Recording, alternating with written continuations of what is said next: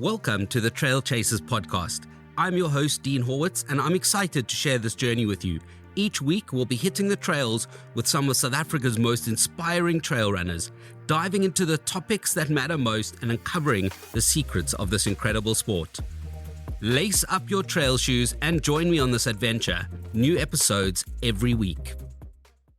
Gareth, Mackenzie, welcome to the Trail Chasers podcast. This is quite a unique thing for me, and probably for you as well. Most of the people I have like 20 years of trail running experience and have won a lot of races and things like that. But I think when I saw, for me, the whole idea with this podcast is really to tell stories and to tell different stories that people, I think everyone's kind of heard a lot of the trail runners' stories. And so this is an opportunity for me to tell those different stories. And when I saw your story, it captivated me and it resonated. And I think, I only started trail running when I was like in my 30s. And I was like, what happened if I had started my trail running when I was like 10? Would I be better, or would have given up on it? So I think that was also like quite interesting. And I think, Gareth, you follow me, right? Yes. So I did see you, and then I was like, oh, that's the guy that follows me. And so thank you again for joining me. And I like to start these interviews by asking, for you to tell me who you are. Gareth, you can maybe go first. Cool. And Dean, thanks for also having us. Absolute pleasure. Awesome to be here. So Gareth Knott is the name. I stay out in the Bloberg side, quite far away from the mountains. That's always been my excuse for running road. Yeah. But I have now recently turned to trail. And I am a sports head at a private school called Raylam. Okay. I head up the sport there at the pre-prep, the prep, and the high school. So it keeps me super busy and on my toes. I love all types of sports. Kind of come from a cricket background, actually. And then, basically after the cricket career, played 15 seasons of Premier League cricket here in the Western Cape. Oh wow! Okay. Then it was a case of I needed to do something else. I tried a bit of golf, too frustrating. And then I just got into a bit of road running. So 5Ks, 10Ks, and just accumulated, became ultra marathon fanatic. So that's pretty much my background in a nutshell. Yeah. Okay, cool. And when did it kind of transition from road to trail? So, I'd say COVID. I think I've always liked running with good rhythm. So, the road was always appealing. And, when COVID hit, obviously races were no more. And then I looked at this challenge that Ryan put out, Ryan Sands, the 13 Peaks. It just looked like a perfect opportunity to just get out there and kind of test the fitness levels. Because what I was doing during COVID was circling the house, trying to get my mileage in that way during the hard lockdown. So, turned to the trail at that stage, took on that 13 Peaks challenge, and impressed myself, actually, to be quite honest. I didn't know that I'd be able to do 100Ks or over 100Ks. Got lost a couple of times. Obviously, had to self-navigate and all of that. But, I got it done. I promised myself that I would never ever be back, actually. as I like think we most all of us do, do, right? Yeah, exactly. But I got crazy, to be honest, Dean. I did my first 13 Peaks and I did it over 2 days. I went and I slept overnight after day one. I took on Ryan's 48-hour badge challenge. But I met another fella trail runner who's also pretty hardcore, and he passed me going down Klein Leeuwkop. And he said to me, hey, you're doing the 13 Peaks challenge as well? I was like, yeah, not knowing much about the trail community and how hardcore the Oaks are.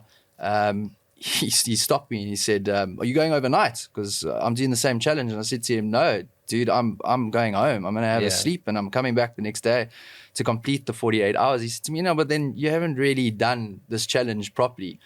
So anyway, I completed the challenge, and then that played on my mind a bit. I thought to myself, okay, no, geez, maybe I need to actually come back and do this properly. And a month later, I did.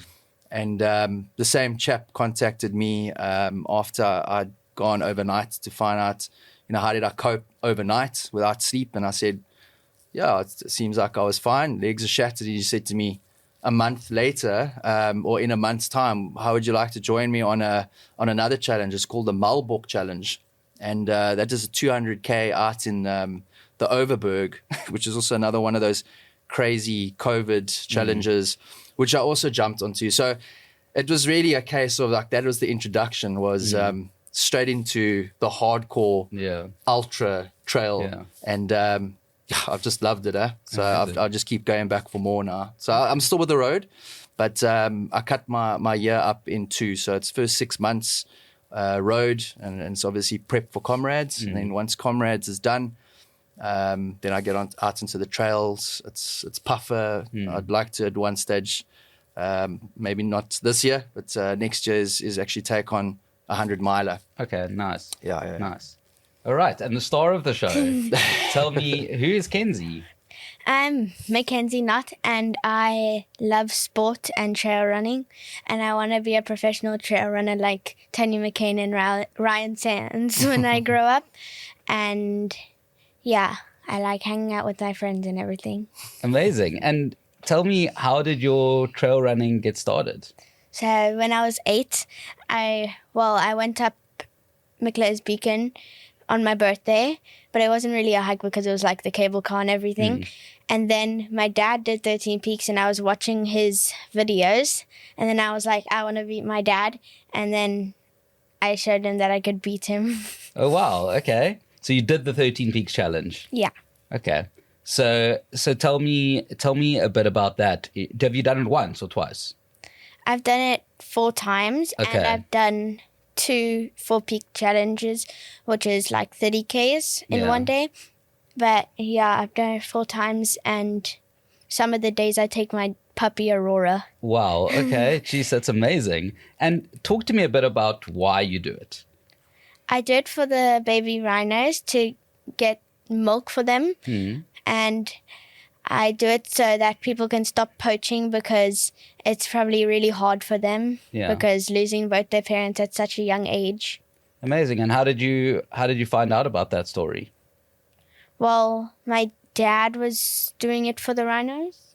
Well, so Liesel Skuman, she runs this initiative called Fit for Rhinos, where she tries to get anybody that basically swims, cycles, or runs involved in challenges that she puts out, just to obviously try and raise funds, as well as for rhino protection awareness. I met her mainly through the road running, and then once Kenzie actually got her first 13 Peaks done, which she didn't do for the charity. We realized, like, wow, she might actually be able to, because she wanted to continue doing 13 Peaks every year, and she's got a love for animals, and so she wanted to do it for a good cause. So basically put Liesel in contact with Ken's, and they hit it off from there. So as Ken has said, she's done 4 13 Peaks challenges, so we make an annual event of this. But 3 of those 4 she's actually done for Fit for Rhinos. I think, if I'm correct, she's raised something like 26,000 Rand over those 3 years for those baby orphan rhinos. Amazing. And do you get to meet the rhinos? Well, no, I didn't get to meet them because they live quite far away. But I named one. Okay, amazing. I named it Hazel June because I like the name Hazel, and June because I did it in June. Amazing. That's so sweet. And are you planning to go meet them? Yes, I do really want to go meet them one day. And I want to see them and be like, I saved that baby rhino. Cute. And which is your favorite of the 13 Peaks? My favorite peak? Yeah. Probably Lion's Head. Okay. Nice, easy one, iconic one. And tell me, what do your friends at school think about this whole thing? Well, they really want to go hiking with me, so maybe one day I'll take all my friends hiking. That's amazing. And I guess, Gareth, you can come in here as well. Like, what is it kind of, like trail running at schools? Like, are kids getting into it now? Obviously, when I was at school, and I'm sure when you were at school, it wasn't really a thing. But are kids kind of getting into it now? Is it like becoming a thing? I think what's so difficult is schools that are so far away from the mountain. So I know there are some schools that actually do offer a trail running program. But those are the schools that stay, I think, closer to farms and maybe closer to Table Mountain. It's cross country mainly. And so I think a lot of our cross-country athletes are the ones that end up leaving school, and if they really love what they were doing cross-country, is they tend to then turn to the trail from there. So, it's pretty cool as well. I think at school, we've got a few cross-country runners. Ken's is very keen on cross-country, but these athletes have seen now what she's done in the mountains. So it's obviously drawn interest. They start asking questions about trail. And there's not enough of that at school, I feel. Yeah. Unless, your dad or your mom's on the trails running, you're kind of forced to get out there then yourself. But not enough exposure, I think, at school level to the trail. So this is really, really cool. Is that Ken's has definitely inspired some of her friends. They're asking all the right questions about the mountain. And what do you love about trail running? Well, I love that it's peaceful and I hear the birds chirping and everything. And I also just love the views and everything. Amazing. How often do you guys go hiking or running? Well, it's usually in the holidays. In the winter, we do 13 peaks. And in the summer, it's really hot. So we just do the ones that don't have a lot of snakes and that are also not the hottest. Okay. And tell me about the 13 peaks. How was that actually for you? And has it got easier every time you've kind of done it? Yeah, it's gotten a lot easier since the first time because now I know where to go and stuff and I just know it a lot better. And sometimes on the second day we were running a little bit on the flat. Yeah, and you like that? Yeah. Tell me about the cross country. Well, I do 3Ks now. Last year I did 2Ks.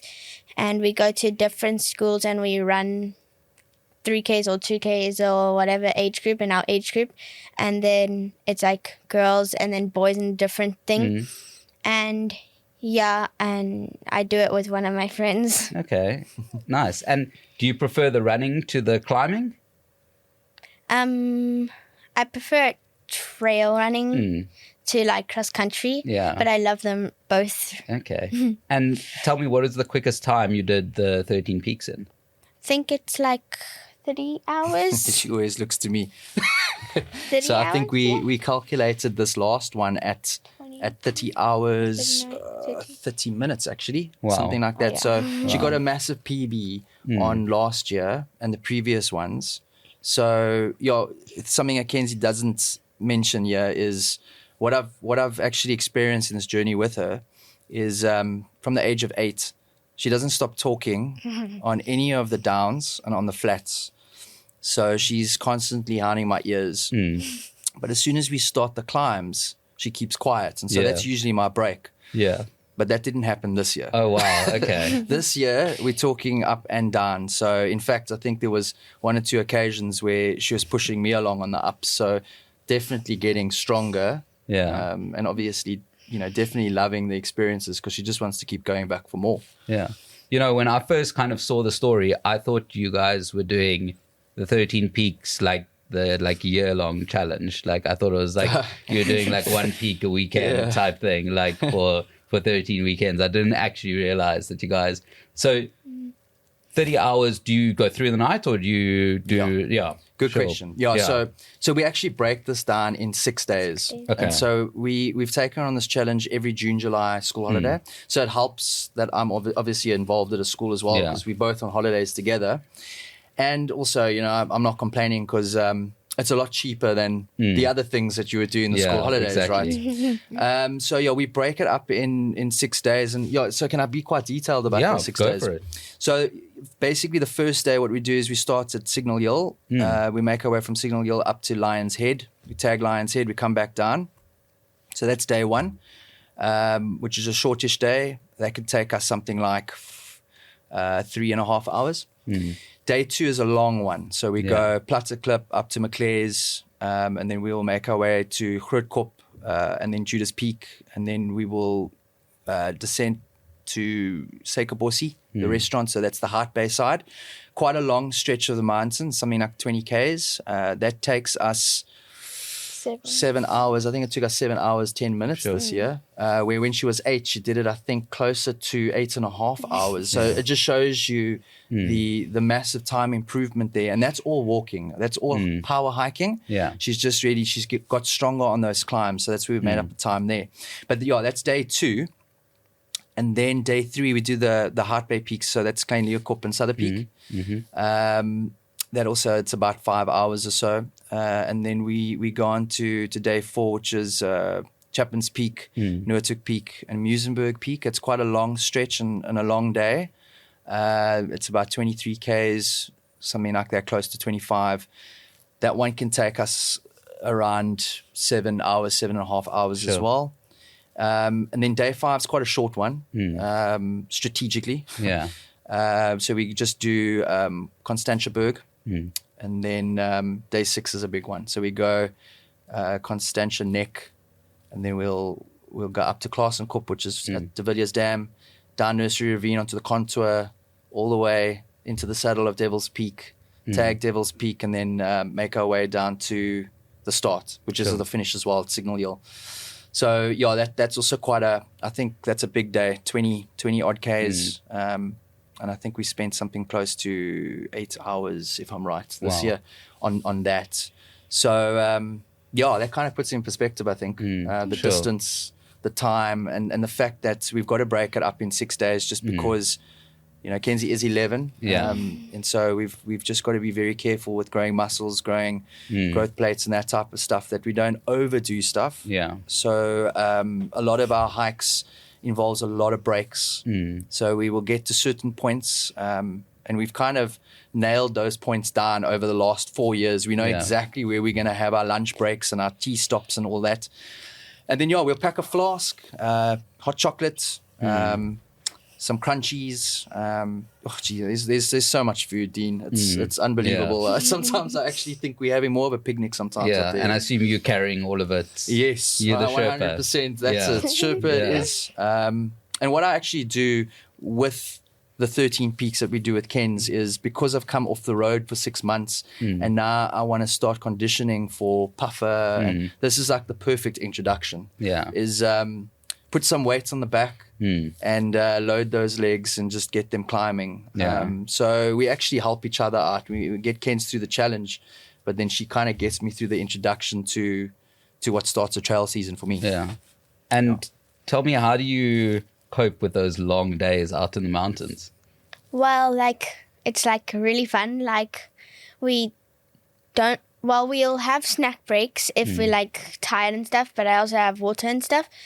And if you and I just think positive, and I think I'm the youngest to do it, and it's amazing. And Is there anyone else that's done it at your kind of age, or young in teens, or? Well, yes, I think 14-year-olds and stuff, but Sure. I don't think 11-year-olds have. Amazing. I think Ken's just missing out when she was 8.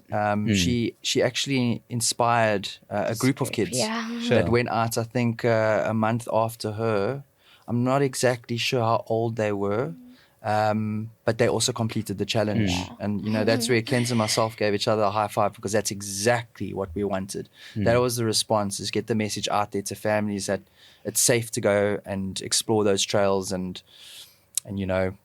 try and take on a challenge together. So, yeah. And what are some of the challenges that you faced, doing this?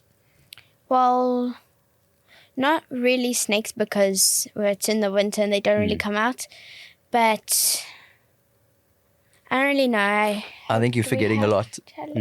Tell Uncle Dean about those early mornings. Oh, the early mornings. So in the holidays, I'm not really used to waking up so early. Usually I wake up at 8 o'clock. Yeah. But in 13 Peaks, we had to wake up at 5 or 6 in the morning. And I was I didn't want to wake up. But then when you get on the mountain, it's it was worth it. I hate mornings. So that first hour of on the trails, I'm just like a zombie. Yeah. And then you suddenly wake up and you're I'm in the middle of the mountain, and it's amazing. Yeah.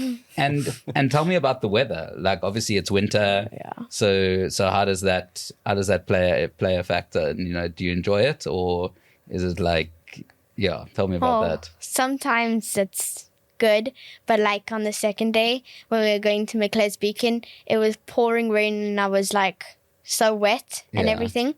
But when we got into Echoes Valley going to Groothoek, it was all of a sudden the sun came out of nowhere. Yeah. What was so cool about that moment is So I was obviously stressing it as a dad. I was thinking to myself, gee, we still got such a long way to go. And always check the weather. Always check the weather. That is the most important thing on our excursion. So we were a bit shocked and got up to Maclear's Beacon that there was heavy cloud and heavy rain. And I was just like, is this going to clear? And I hadn't told Kenzie that, I'd pack clothes. I always do that. You have to. The weather's unpredictable on the mountain. So she didn't know that she was going to get a fresh set of clothes. So looking at her, I could see she's stressed out thinking, gee, am I going to be wet like this now for 7.5 hours or whatever it's going to be today? And then as soon as we dropped into Echo Valley, we found quite a sheltered little space. No more rain. You could see that the clouds were starting to move on. The sun was starting to come through. And then that change of clothes and also some hot chocolate and a crunchy, it just changed her day, completely. And if you ask her, what is her favorite experience of her 13 peaks that she just did this year, she's going to tell you, like she told me, that it was that moment, that specific day, the way things just changed around from not looking great to a fantastic feeling with the sun coming out and a new set of clothes. So tell us more about that. So Maclear's Beacon, I was really shocked because I didn't know my dad had extra clothes in case that happened. But we got up to the start of Maclear's Beacon there, and then it was like grey clouds, really grey, and I didn't know if it was gonna rain or not. And then maybe 45 minutes from that, it started pouring and everything. And then so when we got to Maclear's Beacon, it was still raining and everything. But Echoes Valley, where we got the new set of clothes, was an hour and 30 minutes away, and I was like, how did the sun just come out of here? And it was still cloudy there, and I was like, huh? And then, but I just felt great. And when I got my new change of clothes, I was also drinking warm, very hot chocolate and crunchies. So I was living my best life. And did you learn any lessons from that? Well, not really.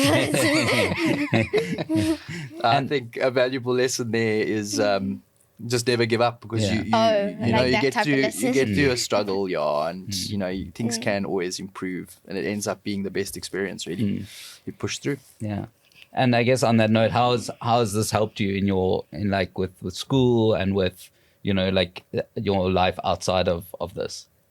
Well, mostly I just think positive and everything, but trail running really does help me with I do swimming and stuff as well, and it just helps you get stronger in swimming, stronger in all the sports, stronger in netball, stronger in cross country. Amazing. And everything. But sorry, I think what Uncle Dean's asking as well is, has life changed at school? Just think about all those radio stations and TV, that type and now everybody's asking questions at school. Your friends. So you're a celebrity now. Yeah. Must I get your autograph? My teachers call me celebrity. Oh wow, okay. And so talk to me a bit. I guess that's a good point. Talk to me a bit about the media and the what have you done, where have you been, how does that feel? It feels good because a lot of people are saying really good, nice comments, and also there's a million comments and everything. And I've done a few radios and cop launch and this. Yeah. And everyone at school is saying well done and great job. And all my friends, they watch my videos, and my teachers are calling me celebrities and everything. Yeah. And does that motivate you to carry on doing it?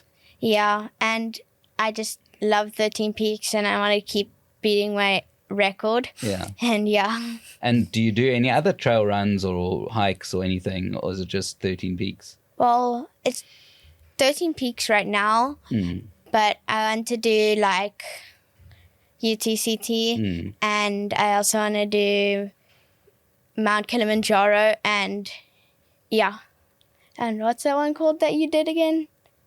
George Six Peaks. Oh, yeah. Kenzie's explored one or two other mountains as well, just mountains that I'm familiar with. So we've done the Jonkershoek side of things. We did I think it's called Panorama View. So it's a nice stretch of 17 Ks. We enjoyed that. Also Mount Rochelle. You know, obviously this time of the year is the best time when there's snow up there as well. And then, yeah, I think we've also done, there's another section in Franschhoek as well. I can't remember what it's called. It's got a beautiful dam. We've walked that as well. Just to try and get a different feel of other trails. Nothing compares to Table Mountain. I think Ken just likes the challenges of Table Mountain because it's obviously very technical compared to some of the other trails out there. But I'd like to explore more with her. I mean, the other one is the Cedarburg. But I've got to recce these trails before I can take her up there. So yeah, I think I've got to actually first get out there and explore some of those other mountains. Yeah. And is there I guess an age limit on these kind of trail races? Yeah, so Ken's wants to do these challenges and stuff, but she knows that if we talk about any form of trail race, I'm not quite sure what age it is. I know with road it's 14 years for a 10K, but I would almost think that Ken's must just enjoy hiking. Yeah. She'll get to a stage with her cross country where maybe she gets to high school, 14, 15, where we can actually start maybe running certain sections of the trail. So we mix it up with hikes. Yeah. And then if she's still loving what she's doing and she wants to take to the competitive side of things, you know, maybe by the age of 16, 17, we can look at the shorter distances. We've done a couple of like 5Ks, just some of the farm run trails. So we've explored a couple of those. She loves it. But yeah, the bigger stuff, the more competitive stuff, she's just going to have to wait until maybe 18 or so. She talks about George Six Peaks. I know the youngest to achieve a finish there is 14 years old. So we might kind of visit that idea closer to 14. I've done George Six Peaks as well. I know those trails are super technical, so just from a safety side of things, we're just going to have to hang a little bit there. And then Mount Kilimanjaro, you know, that would be pretty cool at some stage. You know, I'm sure that would be really awesome to tag the top of Africa, the highest peak there. But that's also going to wait a little bit, Dean, because that costs a bit of money, right? Yeah. No, I've got a friend who guides Kilimanjaro. Hopefully, we'll get her on the podcast, Remy. She guides Kilimanjaro and Everest. And like hopefully, I would like to do it next year, but as you say, like the cost is quite great. Yeah. And talk to me, you know, a bit about your training. Is there training, or is 13 Peaks the training for 13 Peaks? Well, like 3 months before, that's when cross country starts. Yeah. And I train Monday and Tuesday, and then I have a race every Friday. Okay. And it's like on Monday and Tuesday we do like laps around the field and everything. And on Fridays I do 3Ks straight and a race against my age group. Sure. And do you do any smaller mountains in training for 13 Peaks, or? Well, I don't really hike while I'm at school. Yeah. Because I don't really have time. But in the summer, yes, I do a lot of hikes and everything. Okay. Yeah, there'll be a couple of like park runs and stuff that we'll go. So I'm glad she brought up it's 3 months before 13 Peaks that we actually kind of do start that training slowly but surely. In building a base for the cross country, and then obviously she tries to excel and better times and that type of stuff. And when it gets to that point where maybe we are a month out, we'll tackle a park run or something like that, or one of the the farm trail runs over a 5K, and then we kind of look at times. So it'll be like a little fitness test, time trial, where I know that's not important because it's just a case of like she's conditioned, she's fit, she's good to go. But I think just for confidence, so when she actually starts a 13 Peaks challenge, she's believing that she can do this and she's stronger and fitter than the year before. So I think that is definitely prep for the body, physically as well as mentally, in making sure when you hit that challenge we're good to go in all departments. And what is the toughest peak for you? Well, probably Devil's Peak, because like I have to, on the 6th day, we have to go up Plassenkorp and everything, but then we have to go like this way on the contour path, and then I have to go up, there's just a lot of steep climbs, and the saddle's very steep and everything. you go up Newlands? Yeah. That's it. So, Yeah. so I always warn her. Even on the contour part, there's that little section there where there's quite a few steps. The 400 steps, yeah. The 400 steps. Yeah. That's it. So I always say to her, just before that, we've got 3 big climbs here. Yeah. And then this challenge is done, right? Yeah. So it's that one, the 400 steps, and then it's the first climb into the saddle. Yeah. You know, and then in the saddle we'll have a little breather there. We'll pull out the snacks and stuff, and then it's that last little bit. So yeah, she knows Devil's Peak for those 3 climbs. So I think it's always going to be a tough day. Yeah. Yeah. And how does it feel once you've finished? Is it still amazing? Like, even though you've done it 4 times? Yeah, it's like still really cool and amazing. I just look back at the mountain and I'm like, I just did that over 6 days. Yeah. And do you feel when you get to the top of Devil's Peak it's done? Or do you wait till you get down and... Yeah, well, I like the climbs are done. Yeah. So like it's just the easy part now. But I feel like happy and everything, and I just look at all the views. Amazing. And how have things, like changed for you from when you did it for the first time when you were 8 till now? Are you appreciating it more, or has it got harder or easier, or what's your experiences? How have your experiences kind of changed? It's gotten quite a lot easier. Sure. And also I appreciate it more because like when I was 8, I didn't really understand what of a big challenge I just did, and I didn't know I just did over 100 Ks. Yeah. But I was still proud, and now I'm just look back and everything. Yeah. So tell me again about how it started. So when I was 8, I went up McClare's Beacon, but the cable car way, with my mom and my dad. And then I watched my dad's videos with him doing 13 peaks, and I wanted to beat him.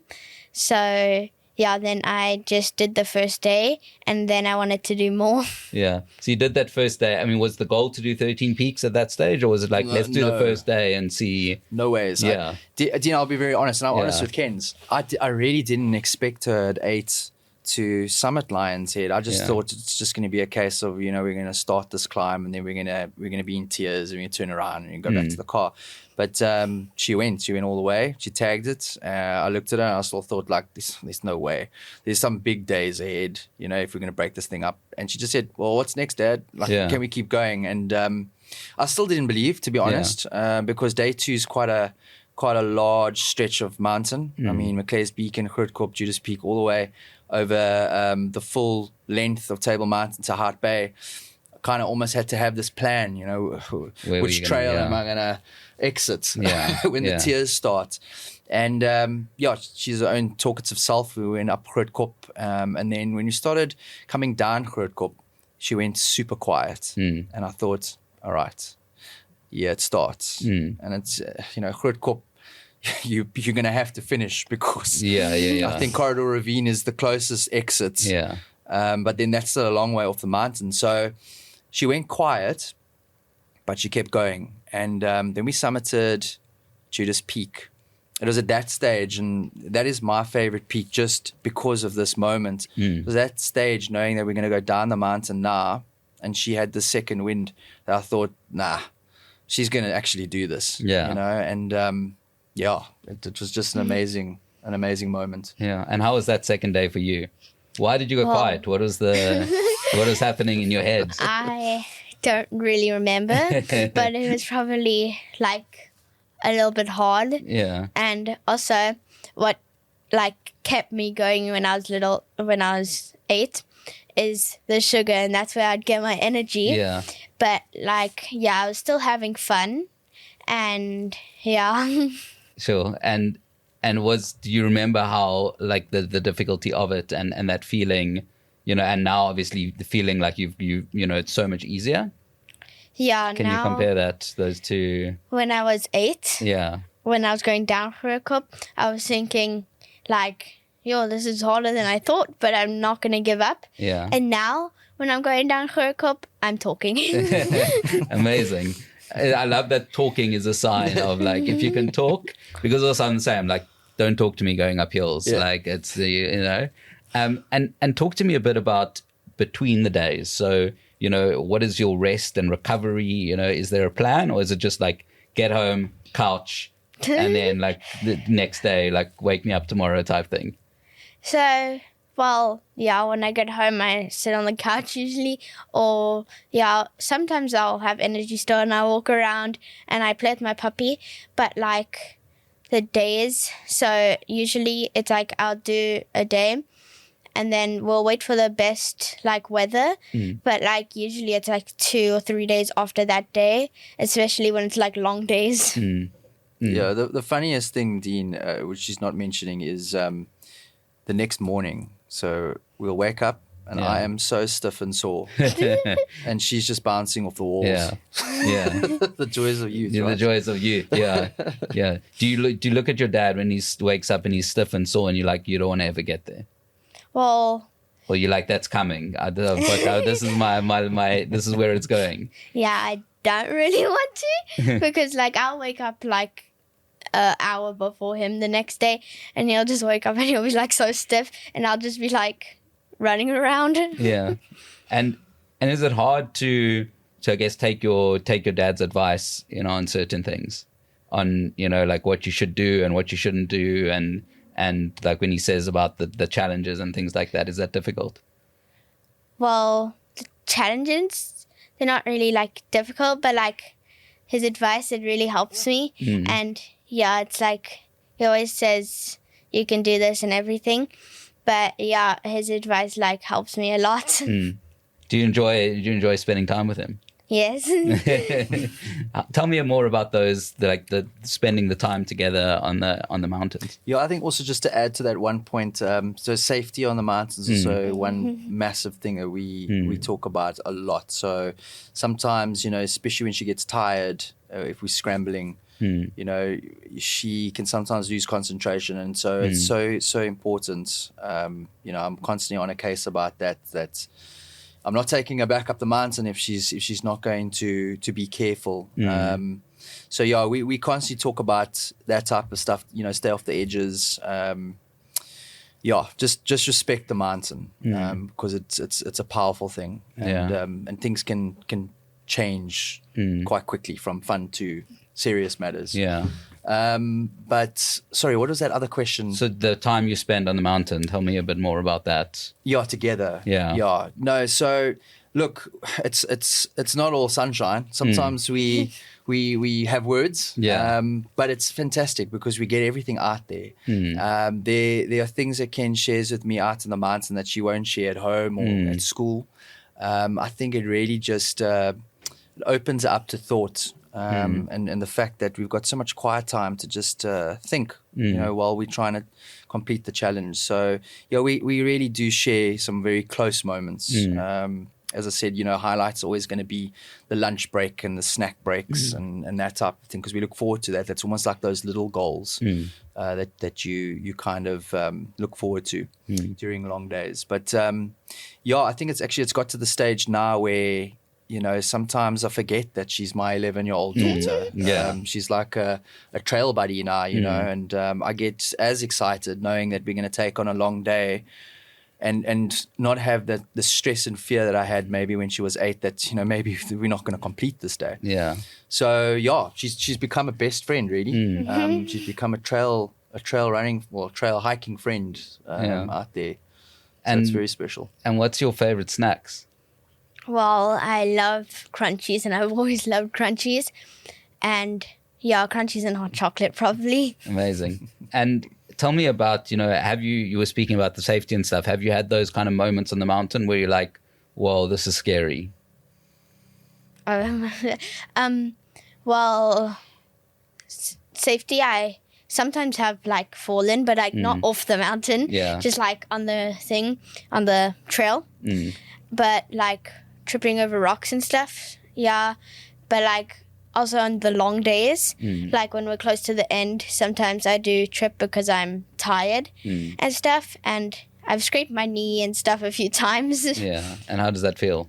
Well, I don't really, it's like, it feels okay. Yeah. It feels fine. Okay, well, good. We tear up for a second or two. Yeah, tear up for a second and then it's all part of it's all part of the process. Yeah. And talk to me, what kind of motivation or what kind of inspiration would you give to people who are wanting to kind of start trail running or do the 13 peaks, maybe someone at your age, or even, someone, I haven't done 13 peaks yet. So, so what advice would you give to us?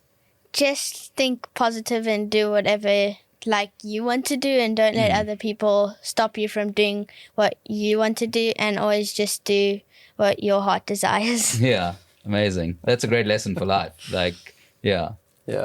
And your side in terms of, advice and for people, for families and stuff. Yeah, for me, like, advice obviously for people wanting to get into trail running or 13 peaks, but then also obviously for parents, obviously listening to this or watching this, that thinking, okay, maybe I should get my children into it. Yeah, for sure. So, look, I think sometimes if you got doubts, like I had when Kenz was 8, is select a shorter trail, just to suss it out and see how it goes.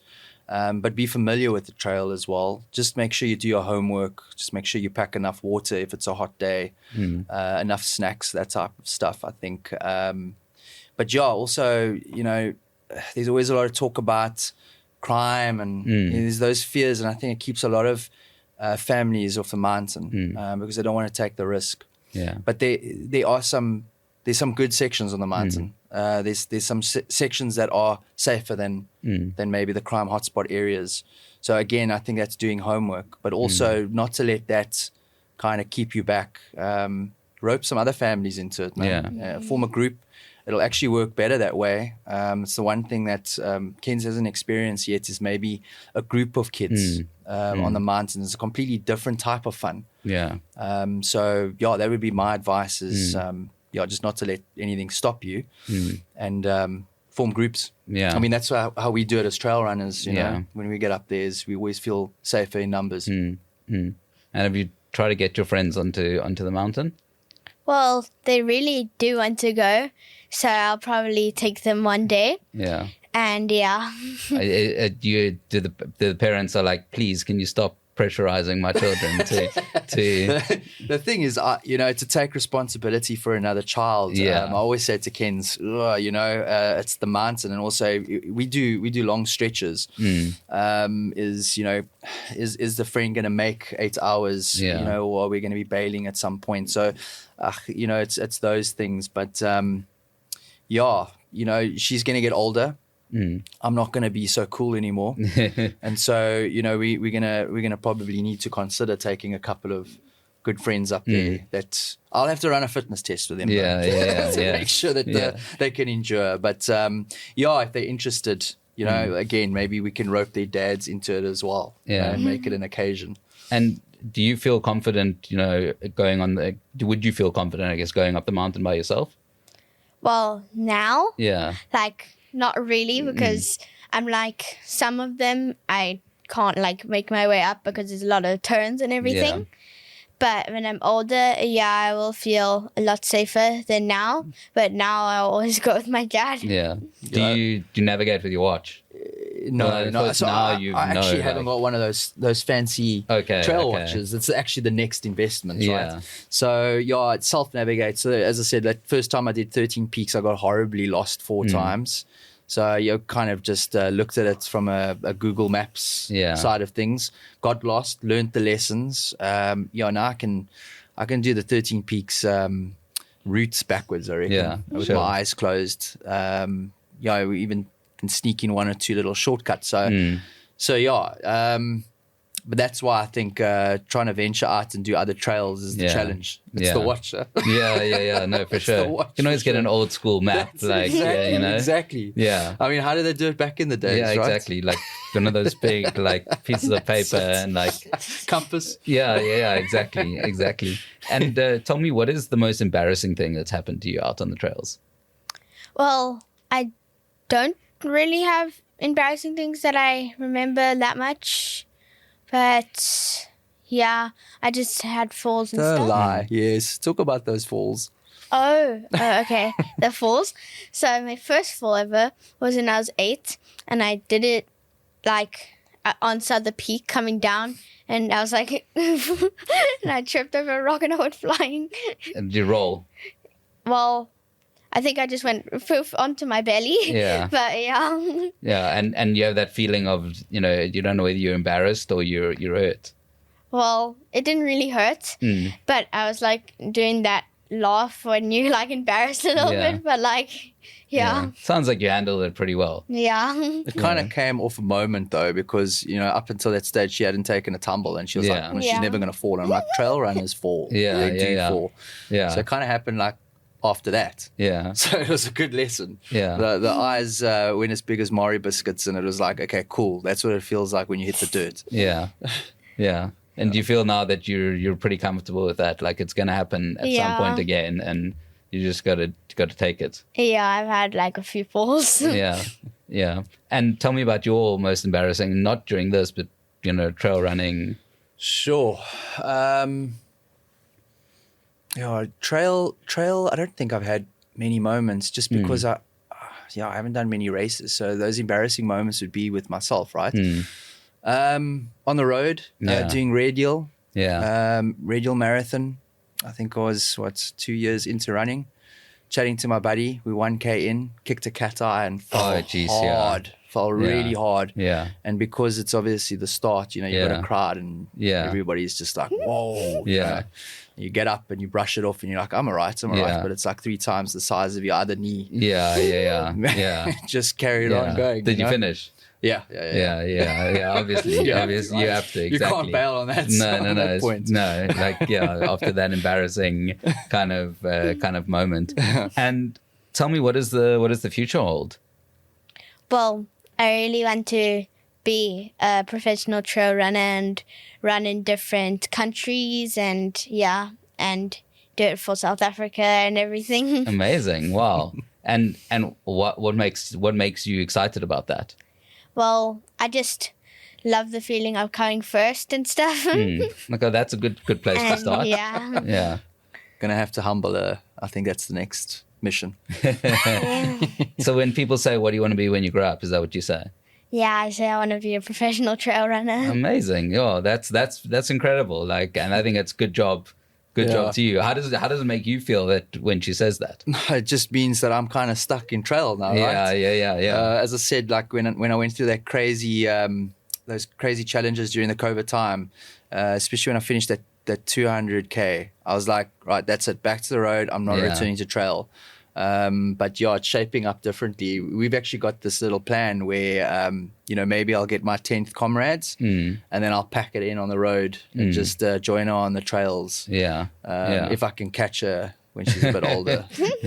And road running, are you doing any road running? You want to do it? Does it appeal to you, or you're like, no? Well, not really. Yeah. I don't really do a road running besides like sometimes with park runs and stuff. But I do want to do comrades with my dad, but like I'm not going to be like a professional road runner. What is the age limit with comrades?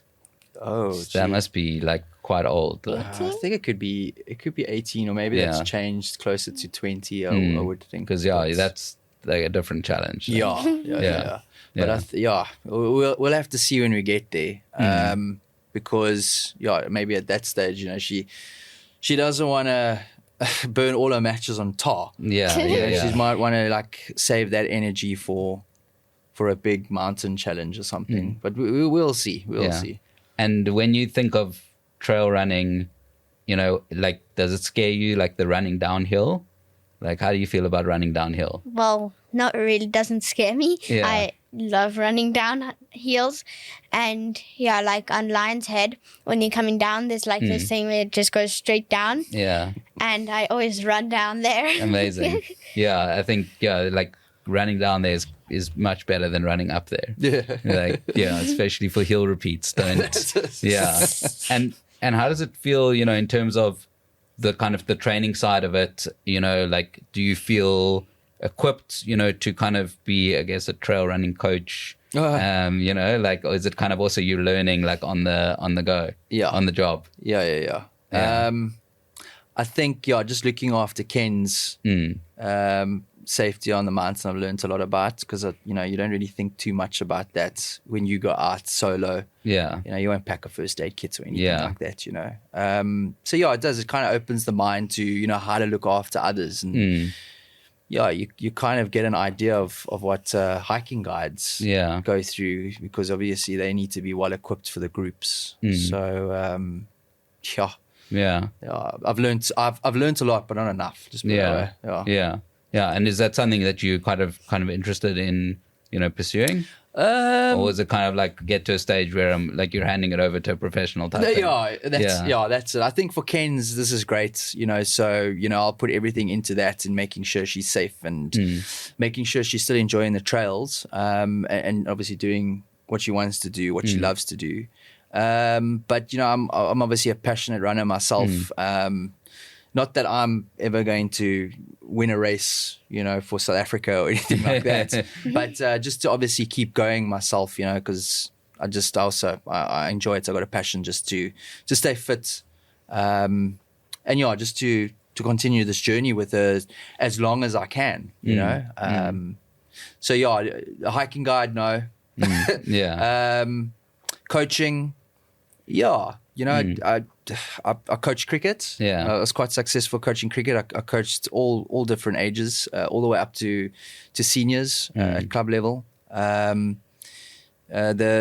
running side of things, the cross country, I'm more involved in the management side of things, just because I have to be. But I do itch at getting involved with athletes, and maybe kind of working a program with them. I'd like to explore that, but I guess I'd probably need to go into a couple of courses. But Ken's for now is brilliant. I'm enjoying this. Yeah, and tell me, how do you kind of balance the kind of wanting her to get better and wanting her to kind of do this with the kind of protective dad? No ways you're going on the mountain, but it's so amazing. How do you kind of balance that? What results? It's got to come from her.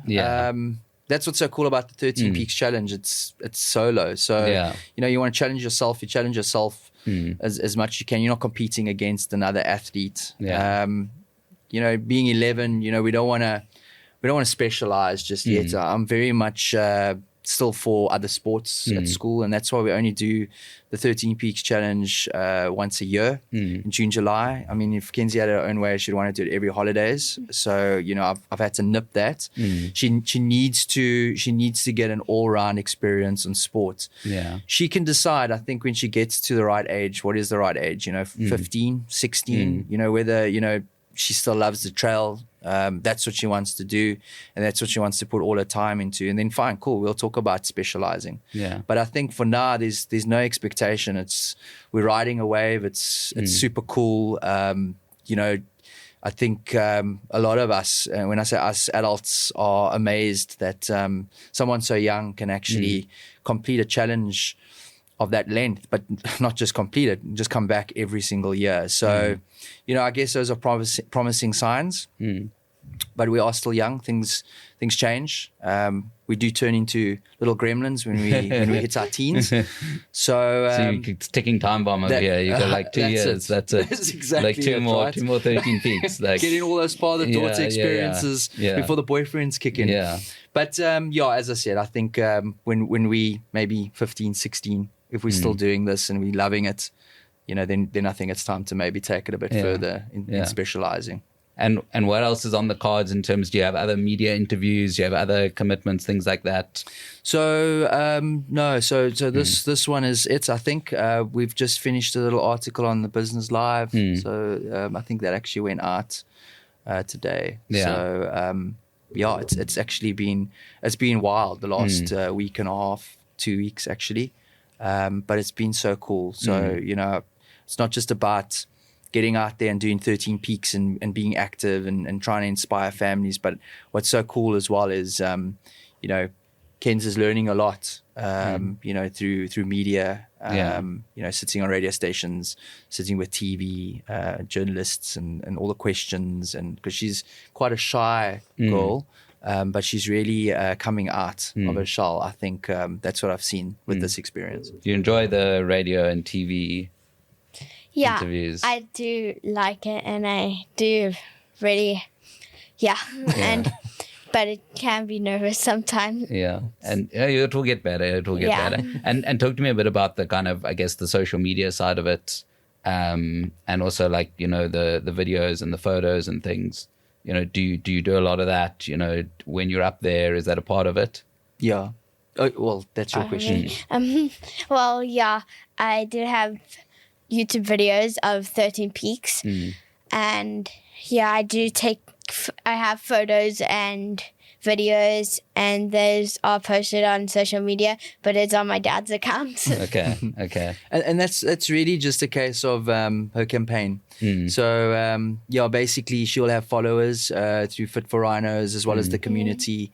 So we'll post something. It's usually little reels and some photos with every single day completed, just to keep the public kind of updated, you know. Yeah. And do you how do you balance like between taking photos and videos and actually getting the day done and like hiking? And because I find for me, I like want to stop like every 5 minutes, like, you know, that how do you kind of do that you're like, no, not this time, we're not going to take some photos now? Well, usually when I do take photos and videos, the photos are like on top of the mountain and stuff, and when I start, and the videos I usually am like running or I'm like walking and talking to the camera, so I'm still like getting it done. Yeah. And tell me, does doing these kind of 13 peaks, does it make like things like homework seem easier? Like homework as schoolwork. Yeah. Because you know that you cannot like tackle these high mountains. Does it make like homework, schoolwork, does it make all of that stuff easier? Not really. Homework is still, I don't really like homework. No one, I don't think anyone likes homework. Yeah. Okay. Amazing. This was incredible. Like, I really enjoyed this, and yeah, I'm so excited for your journey and to see. Have you started planning next year's challenge, or is it? Yeah, we basically just giving it a break right now. When do you start planning? You said 3 months. Yes. Yeah. So that will be March, end of March. Yeah, so we'll, because obviously she'll enter the cross country season, and then we take it from there. Yeah. But yeah, living so far away from the mountain, you know, that's always the challenge, because obviously different conditioning sometimes on climbs. You know, we need stairs, we need lots of stairs if we haven't got mountains. But yeah, it's working for now. Cross country fitness is what she's going into the mountains with, and it seems like it's working. Amazing. Amazing. Well, thank you so much for joining me. This was incredible. Awesome. As I said, I'm really excited to see where this goes. And yeah, just keep on doing it. Keep it up. Keep enjoying it. I think that's the most important thing. You know, keep having fun. Thank you. Thanks for having us. Absolute pleasure. Cool. Thank you. Feeling fired up after this incredible episode? Dive deeper into the world of trail running by exploring our other episodes, available wherever you get your podcasts. We're eagerly awaiting your feedback as well, so connect with us on Instagram @TrailChasersPod. Don't hold back. Like, comment, message, and share your thoughts. Until next week, keep chasing those trails.